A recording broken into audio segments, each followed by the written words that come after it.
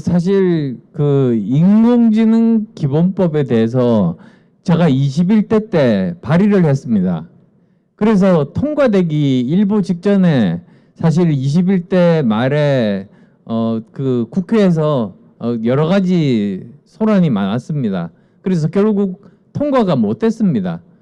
그래서 그 1위 자리를 EU가 뺏은 겁니다. EU가 그래서 그 인공지능 기본법에 대해서는 전 세계에서 1호로 통과시켰고요. 그래도 다행히 이제 22대 국회에 들어오자마자 다시 또 저는 그 거기에다가 더 업그레이드 해가지고 이 인공지능 기본법을 발의를 했고요. 다행히 또 통과가 됐습니다. 그래서 우리나라가 인공지능법에 대해서는 인공지능 기본법에 대해서는 세계에서 두 번째로 통과시킨 자랑스러운 나라다 이렇게 생각합니다. 근데 그게 크게 두 가지로 구성되어 있습니다.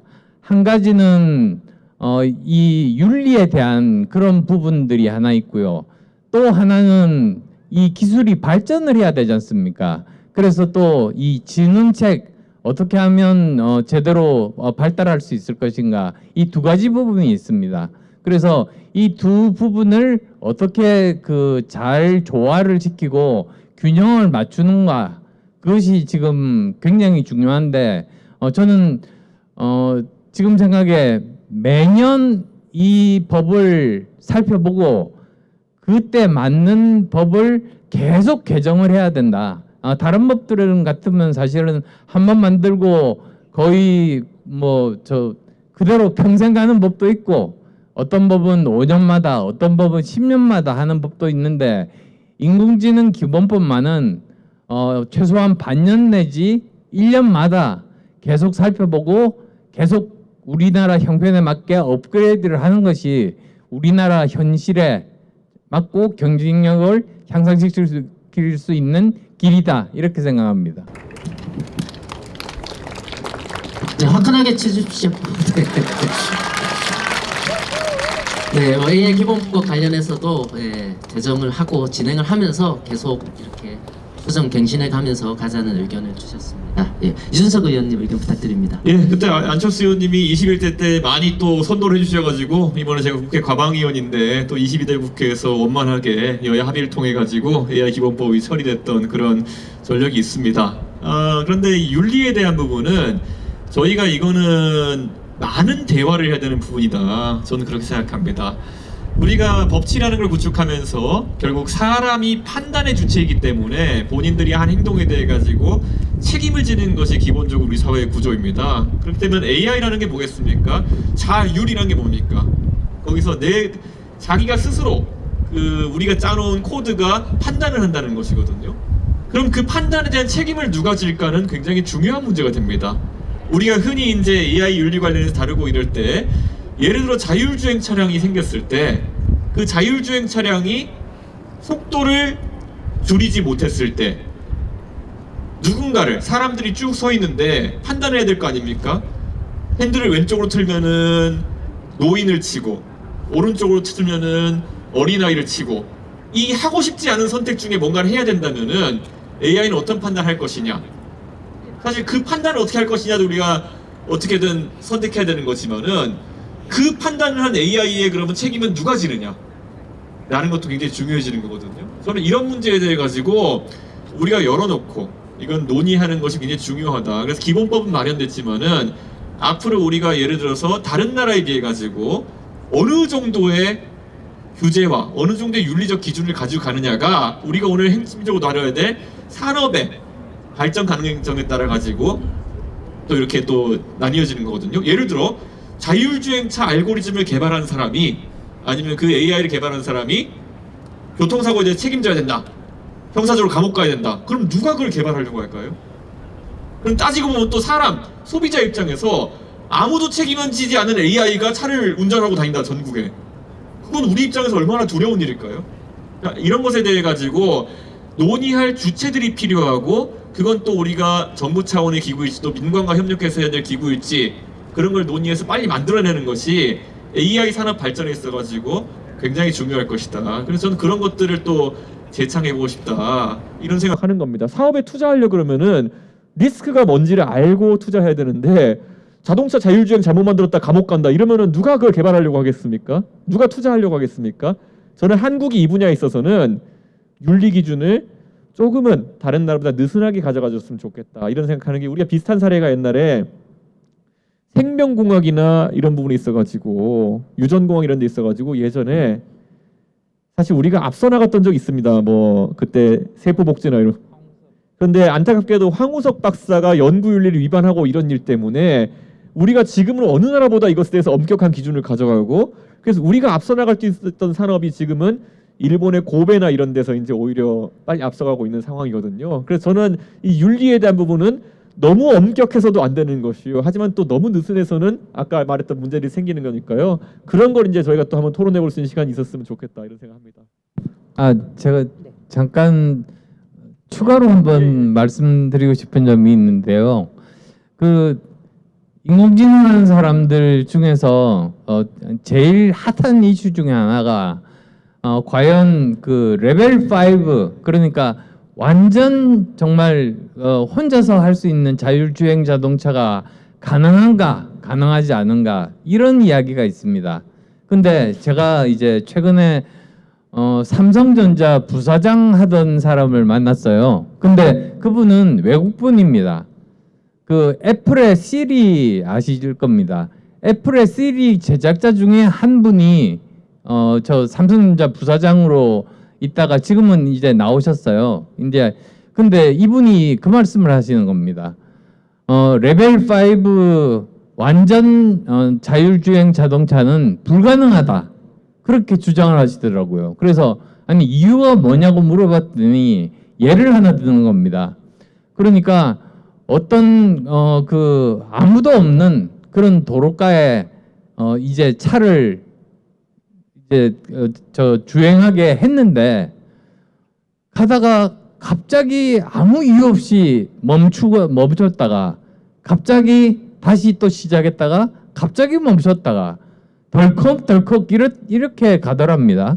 그래서 참 이상하다. 그래서 그 이유를 찾아봤더니 그 옆에 어떤 할아버님이 이렇게 걸어가고 계셨는데요.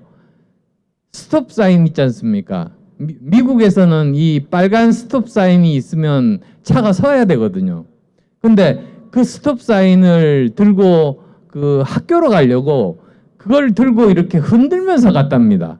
그러니까 스톱 사인이 앞으로 이렇게 되게 되면 자동차는 자연적으로 스톱 사인이 보이니까 멈추게 되고 뒤로 이렇게 빠지면 보이지가 않으니까 다시 또 자동차가 출발하는 거죠. 근데 그런 여러 가지 사항을 사람이 어떻게 모두 다 상상하겠습니까? 그래서 이제 그분 말씀은 이 세상에서 일어나는 모든 일을 사람이 상상할 수 없으니까 결국은 이 레벨 5, 즉 완전 자율주행 자동차라는 절대로 사람이 만들지 못한다. 이런 말씀을 들은 게 또 기억이 납니다. 네, 안철수 의원님의 그 기술적인 깊이 있는 말씀 그리고 또 이준석 의원님께서도 이 기술 개발도 중요하지만 충분한 논의를 거쳐서 또 사회적 합의를 거쳐가는 과정도 중요하다는 말씀을 주셨습니다. 네, AI 산업 분야에 관련해서 이제 간단하게 몇 가지 저희가 이제 토크쇼를 했는데요. 사실 솔직히 말씀드리면 제가 기대했던 것 이상으로 그 이상으로 상세하고 또 깊이 있는 답변을 주셔서 네, 저도 진행하면서도 깜짝 놀랐습니다. 네, 두 분께 큰 박수 한번 주십시오.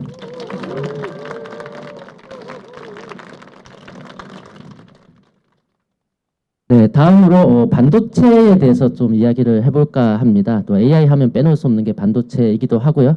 또 반도체가 이제는 단순히 이제 하나의 부품이 아니라 이제 국가 경쟁력의 핵심이라고도 할 수 있습니다.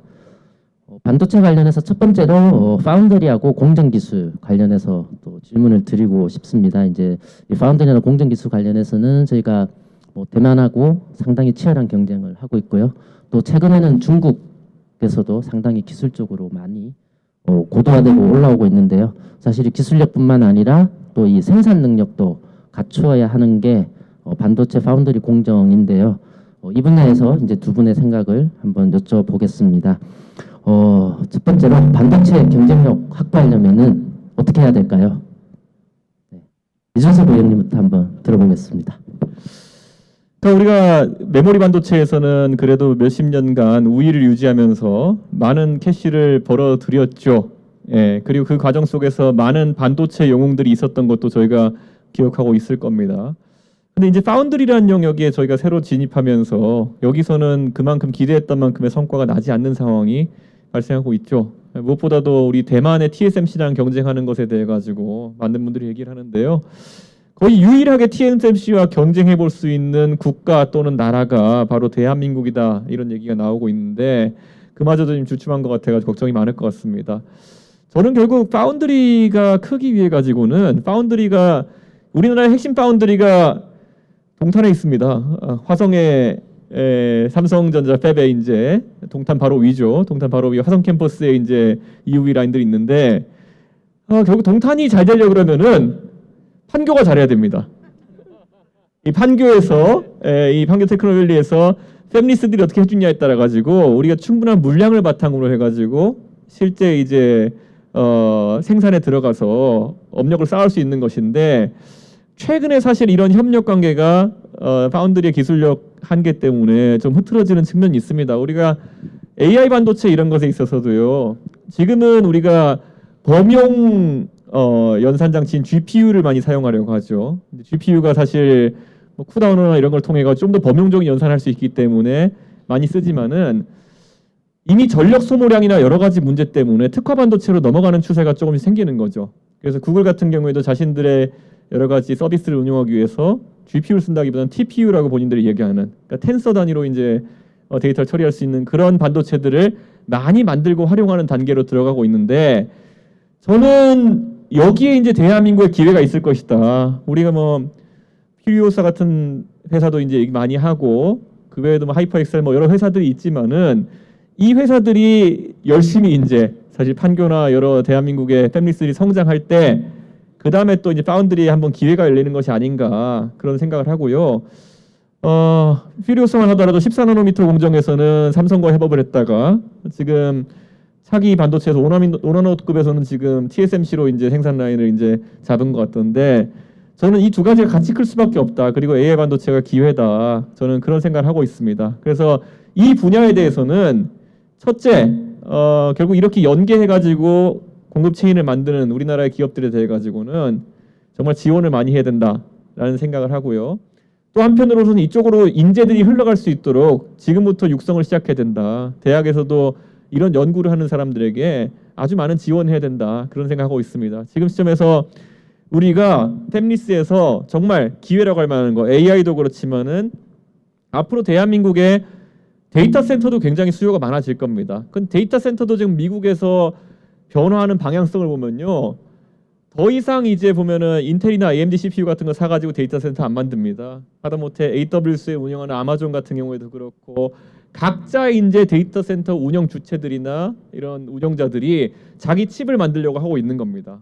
저는 이것도 마찬가지로 이제 대한민국에서 한 가지 태동할 수 있는 사업이다 이런 생각을 하기 때문에 저는 이 분야에 대해 가지고 우리가 적극적인 투자와 관심을 가지면은 파운드리 산업에서도 다시 치고 나갈 수 있지 않을까라는 기대를 해보게 됩니다.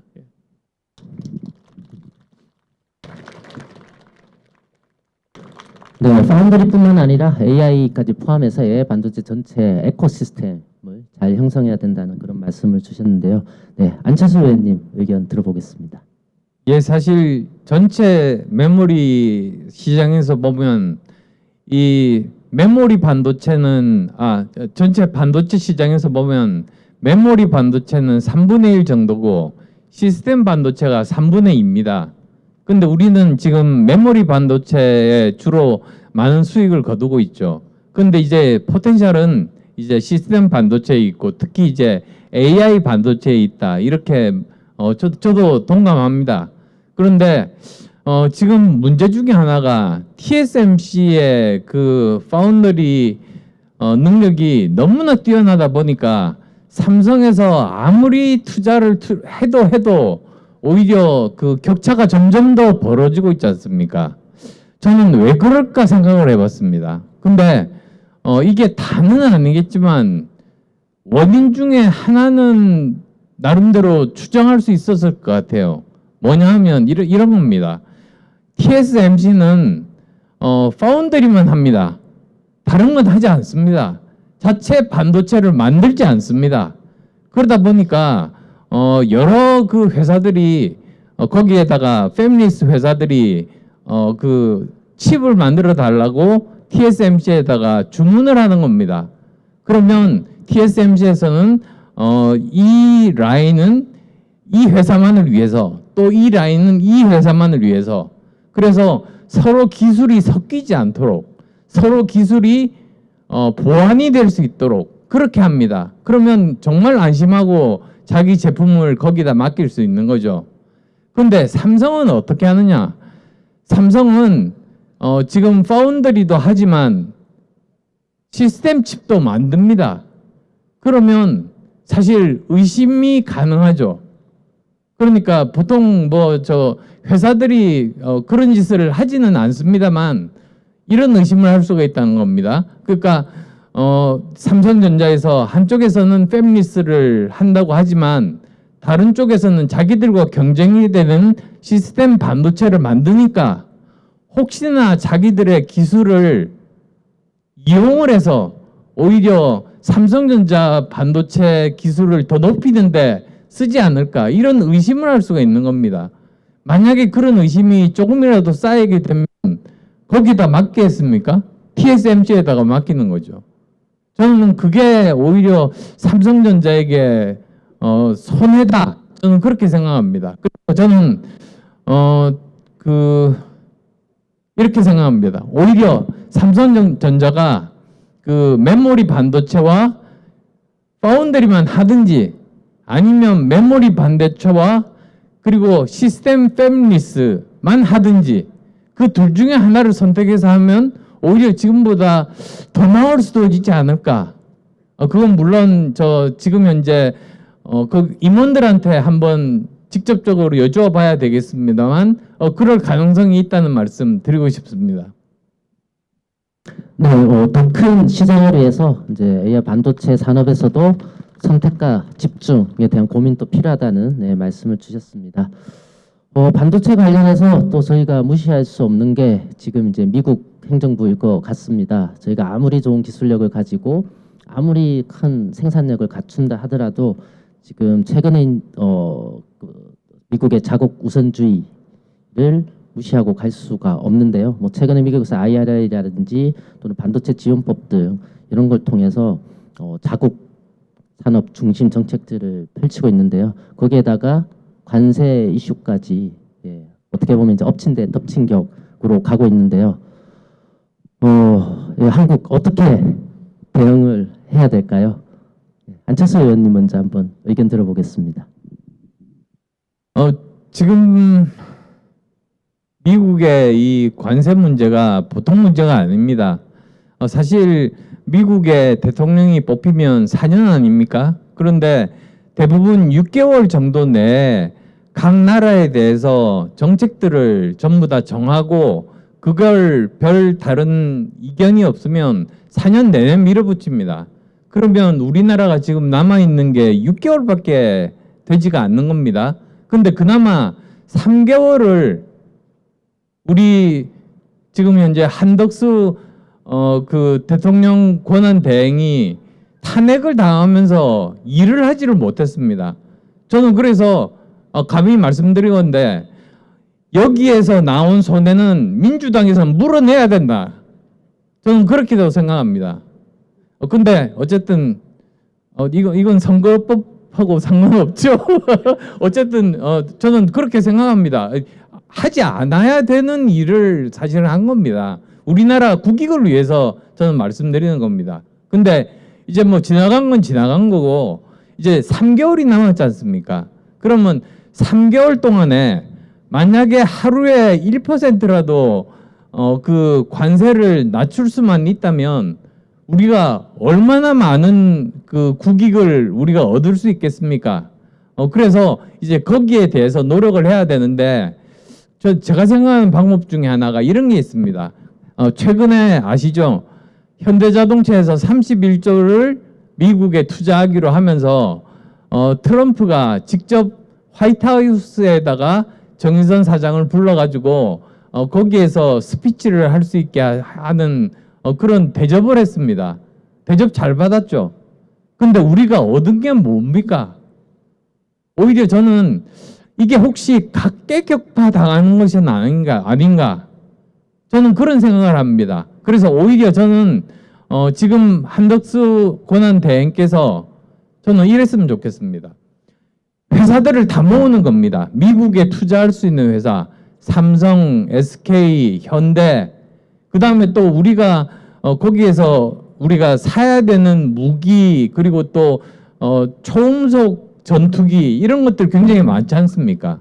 그리고 또 우리가 제공해 줄 수 있는 메모리 반도체라든지 또 얼마 전에 트럼프 대통령이 이야기했던 조선산업 이런 것들이 많습니다. 그래서 이거를 패키지 딜을 하는 겁니다. 즉 우리가 줄 수 있는 게 하나하나의 각각의 개별 회사가 아니라 이 모든 것들을 다 제공을 할 수가 있으니까 대신에 우리도 거기에 해당하는 만큼 우리도 받을 것을 달라. 저는 그렇게 요구를 하면서 서로 딜을 할 수 있겠다. 그게 제가 생각하는 하나의 아이디어입니다.